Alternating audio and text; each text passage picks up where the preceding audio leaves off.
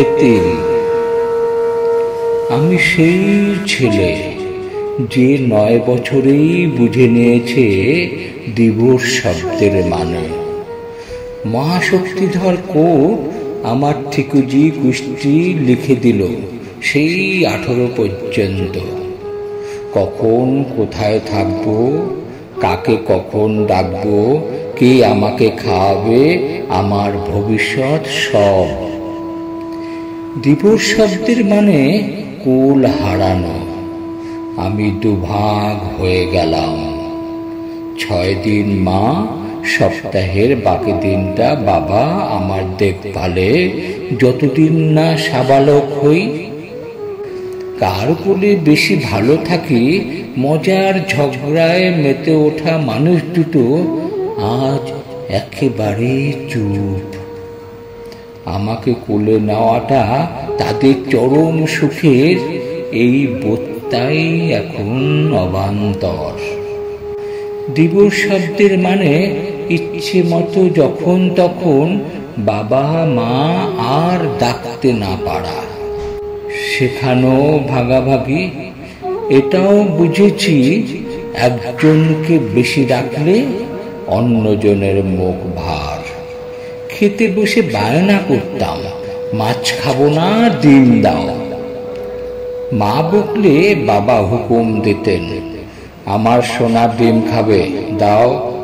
কিছুই তো খায় না, একদম না করবে না। বাবার সেই হুকুম এখন আর নেই, বায়না করাটা ভুলেই গেছি। দিবস শব্দের মানে বাবাকে ঘিরে আমার শৈশব প্রায় শেষ হওয়া। হাত ধরে স্কুলে যাওয়া, বায়নার চকলেট, খেলনা, কোলে ঝাঁপিয়ে পড়া, কিছুই নেই আর। ডেকে নিয়ে গালে চুমু খেয়ে আদরও আর করে না আগের মতো প্রতিদিন।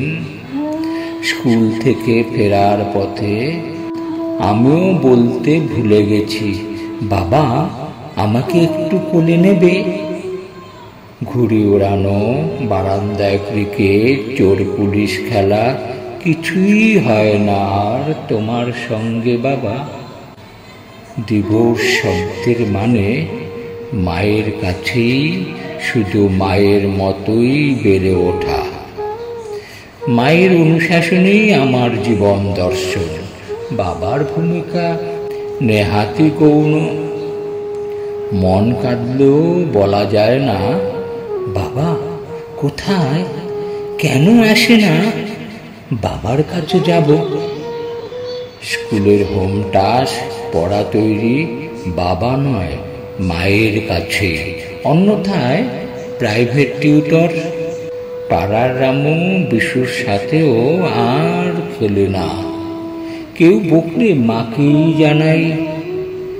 দিবস শব্দের মানে আমার মতো নাবালকের হঠাৎ বড় হয়ে যাওয়া। পাড়ার কাকি, জেঠি, পিসিদের অনেকেই একলা আমার দিকে কেমন যেন চেয়ে থাকত। নাবালক মন বলে দিত, তোমার জীবনে দুর্যোগ এসেছে। অনেকেই অতি উৎসাহে জানতে চাইতো, তোর বাবা কেন চলে গেল।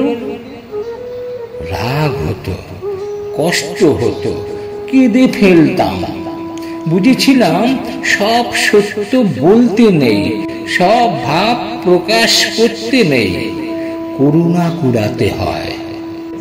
মনের জানালাগুলো এক এক করে বন্ধ হয়ে গেল। দম ভরা পুতুল যেন আমি। গোটা ব্যাপারটাই একসময় গায়ে শুয়ে গেল। 9 শুরু, এই 9-6 চলবে জীবনভর। দায় কি আমার? রাতে ঘুমের বদলে মনে দ্বন্দ্ব চলত আমার অস্তিত্ব ঘিরে। রাতের পর রাত খুঁজেছি জবাব আমার জনক জননীর কাছে। সিদ্ধান্তটা একান্তই তোমাদের, আর ফলভোগ আমার। কে দেবে উত্তর? মহামান্য কোর্ট না আমার ভগবান? কেউ নেই আমার, কেউ থাকে না আমাদের। থাকে শুধু আমাদের ঘিরে কিছু কর্তব্যের সমাহার আর নিছক দায়িত্ব পালন। বাবা মা, তোমরা জানতেও পারলে না তোমাদের ইচ্ছা কামনা বাসনা আজ এতিম।